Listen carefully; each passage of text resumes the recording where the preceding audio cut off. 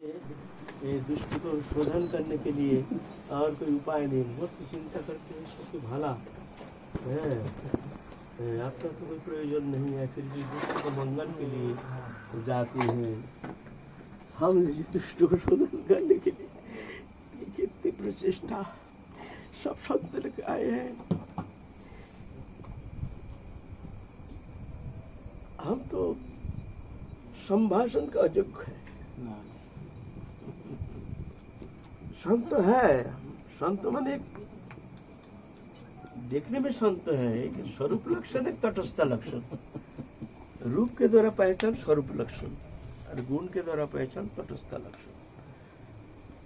स्वरूप लक्षण से तो साधु जैसे लगता है, लेकिन तटस्थ लक्षण से जीरो है, जीरो। साधु है लेकिन रिजेक्टेड क्वालिटी, क्वालिटी रिजेक्टेड। तो क्या कहे, बाबा का असीम कृपा। कभी कभी देखो हम जैसे पतित को भी कृपा करने के लिए, उद्धार करने के लिए सबको लेके आ जाते हैं, लेकिन हम इतना दुर्भागा जी, हम कैसे इनका सम्मान करेंगे, कैसे इनको आदर करेंगे। जानते ही नहीं है संत को सम्मान किस तरह से किया जाता है। और शास्त्र बार बार कहते हैं हमसे संत को ज्यादा करके देखना चाहिए। मद भक्त पूजब भवति को श्रीमद् भागवत कहते हैं।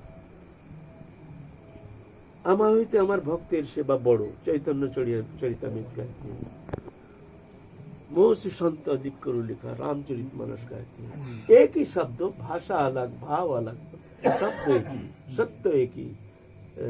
तो लेकिन हम ऐसे दुर्भागा जीवात्मा है, संत को क्या मर्जी जानते ही नहीं, और खुद संत बन गए हैं ना, ये तो दुर्भाग्य का सूचक है ना।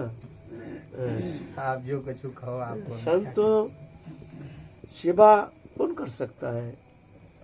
सेवा दास करता है,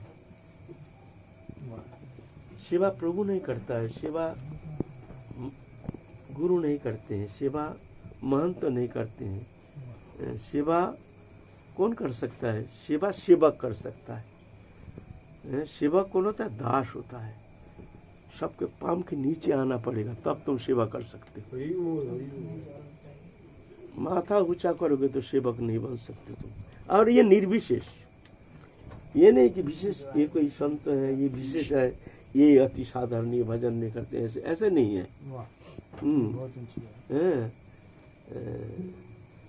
हमारे चैतन्य चरितामृत कहते हैं, सर्व वैष्णवेर सहित अभेद देखिया, जे जन कृष्ण भज से जाए तोड़िया।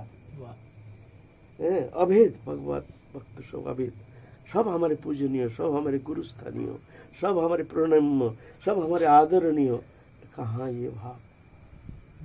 इतना पीछे पड़े हैं, भेद बुद्धि जाता नहीं है। बार बार अपराध कर बैठते, पल पल में अपराध कर बैठते हैं। किसी संत के पास मुंह दिखाने का लायक नहीं, विचार आ जाता है।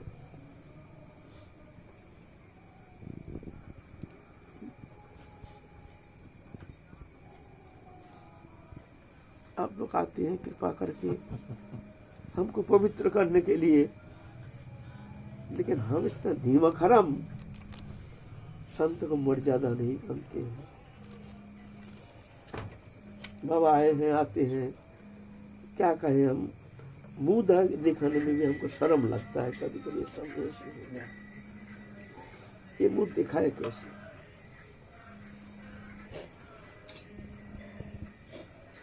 बाबा बाबा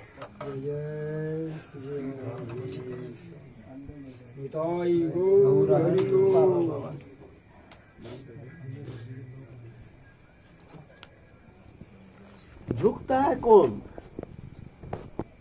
जिस पेड़ में फल फलता है वो पेड़ झुक जाता है। जिस पेड़ में फल फलता है वो पेड़ झुक जाता है। जिनके प्रति राधा रानी की करुणा है, बरस रही है, वो ही झुक सकते हैं। लेकिन बाबा हम जैसे पति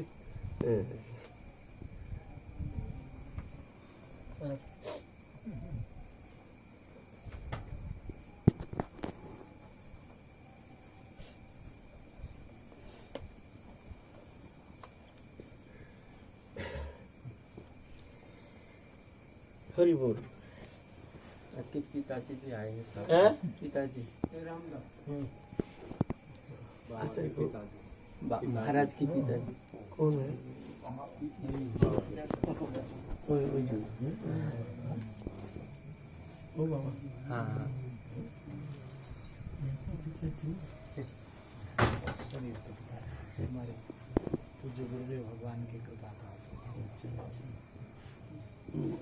बाबा आप तो आशीर्वाद। जय गुरु जय गुरु। आज हमारे मंगलमय दिन है।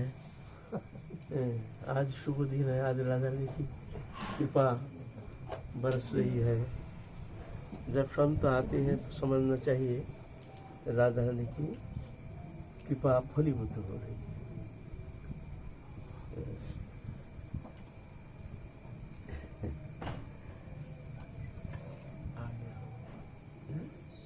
जड़ खोल जाएंगे। जल खोल जाएंगे। दो शब्द सुना दीजिए सब।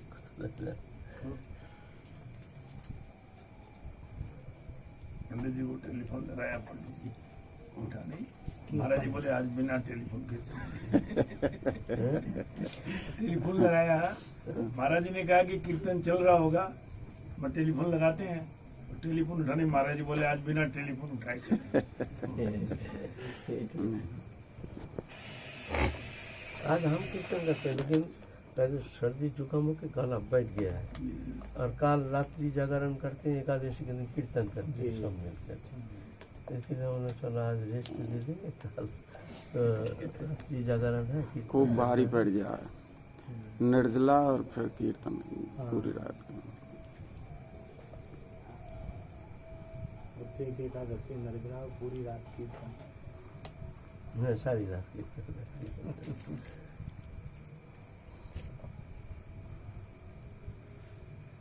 पूज्य बाबा की आज्ञा है तो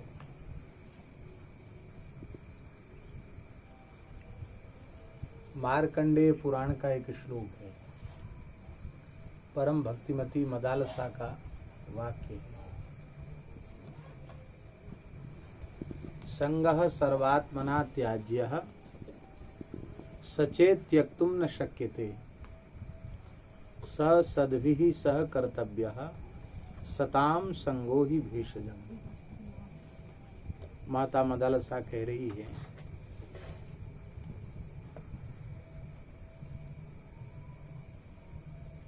संग शब्द का अर्थ है आसक्ति। आसक्ति ही ऐसा बंधन है जिसमें जीव अनादिकाल से पड़ा हुआ है। और जब तक आसक्ति रहित नहीं होगा, शरीर संसार में आसक्ति इसकी समाप्त नहीं होगी, तब तक ये बंधन में पड़ा रहेगा। क्योंकि भगवान कपिल की आज्ञा है, प्रसंग मजरम पाशमात्मनः कवयो विदुः स एव साधुषु कृतो मोक्षद्वारमपावृतम्। आसक्ति ही ऐसा बंधन है जीवात्मा का जो कभी पुराना नहीं होता, मजबूत से मजबूत होता चला जाता है। वही आसक्ति जब भगवान के प्राण प्यारे भक्तों के चरणों में, वैष्णवों के संतों के चरणों में हो जाती है तो मोक्ष का द्वार खुल जाता है, संसार चक्र से जीव छूट जाता है। यही बात यहाँ कही जा रही है कि आसक्ति ही जीवात्मा का बंधन है, इसलिए सर्वथा आसक्ति का त्याग कर देना चाहिए। तो प्रश्न उठा कि आसक्ति का त्याग तो संभव नहीं है, क्योंकि अनेक जन्मों का अभ्यास है आसक्त होने का, उसको कैसे छोड़े। सचेत त्यक्तुम न शक्यते। यदि कोई कहे कि उस आसक्ति का त्याग संभव नहीं है, तो माता मदालसा कह रही है स सद्भिः सह कर्तव्य। उस आसक्ति का संबंध संत सदगुरु के चरणों से जोड़ देना चाहिए। क्यों? क्योंकि सताम संगो ही भेषजम्। सत्पुरुषों का जो संग है वो भवरोग की औषधि है। क्योंकि सत्पुरुषों के चरणों में हम लोग जब पहुंचते हैं तो वहाँ ग्राम्य कथा विघाता, ग्राम्य कथा वहाँ नहीं होती, कृष्ण कथा ही होती है। सताम प्रसंगान मम वीर्य संविदो भवन्ति हृत्कर्ण रसायना कथा तज्जोषणा दास्वप वर्ग वर्तमनि श्रद्धा रतिर्भक्तिर्नुक्रमिष्यति। साधु पुरुषों के चरणों में जब जीव प्रेम करता है, आसक्ति करता है, तो वे प्रसन्न होकर के मेरे मंगलमय चरित्रों का श्रवण कराते हैं, मेरे नाम रूप लीला गुण का श्रवण कराते हैं। तो वो नाम रूप गुण लीला यही कर्ण के माध्यम से रसायन बन करके हृदय में प्रवेश करता है। हृदय में भवरोग लगा हुआ है, भवरोग नष्ट हो जाता है। तो हमारा भवरोग नष्ट हुआ है, ये हम कैसे अनुभव करें? तो तज्जोषणात् प्रेम पूर्वक जब भगवत चरित्रों का श्रवण करने लग जाता है, संतों के चरित्रों का श्रवण करने लग जाता है, तो आसु अपवर्ग वर्तमनी श्रद्धा, भगवत प्राप्ति के मार्ग में सबसे पहले श्रद्धा उत्पन्न हो जाती है। श्रद्धा के बाद रति उत्पन्न हो जाती है। श्रद्धा के बाद रति हो जाएगी, प्रेम उत्पन्न हो जाएगा। रति उत्पन्न होने से साधन में रुचि जगेगी, रति नहीं होगी तो साधन में रुचि नहीं जगेगी। और इसके बाद भक्ति, यहाँ भक्ति से साधन भक्ति को न लेकर के रस रूपा प्रेम लक्षणा भक्ति को कहना चाहिए, क्योंकि श्रद्धा उत्पन्न होने से साधन भक्ति बनेगी। साधन भक्ति का फल होगा रति की उत्पत्ति। रति जब उत्पत्ति हो जाएगी तो जो साधन अभी साधन करने में श्रम का अनुभव होगा, हो रहा है, तो जब उसका स्वाद अनुभव में आ जाएगा तो साधन श्रम रहित हो जाएगा। हाँ। जैसे अब बाबा की जो रहनी है, पूज्यपाद गोस्वामी श्री तीन कोड़ी गोस्वामी महाराज की जो रहनी है, वो रहनी पुस्तक में हमने पढ़ी और बाबा के मंगलमय चरित्र को देखते हैं तो हमको लगता है कि पूज्य गुरुदेव की पूरी रहनी पूज्य बाबा महाराज में प्रकट दिखाई पड़ती है। तो अब इसमें करने में इनको श्रम नहीं है, क्योंकि उस साधन का स्वाद मिल गया है, इसलिए उसमें श्रम नहीं है। यही है रति। रति के बाद भक्ति। भक्ति प्रकट हो गई, हम कैसे अनुभव करें? तो भक्त्यापमानजात विराग इंद्रियात, लौकिक पारलौकिक भोगों से चित्तवृत्ति हट जाए, मन हट जाए, जहर से भी जहर के जैसे लगने लग जाए, तो समझ लेना कि भगवान के चरणों में भक्ति उत्पन्न हो गई। तो हम लोग भाग्यशाली हैं। ऐसे पूज्य बाबा का दर्शन हम लोगों को हो रहा है।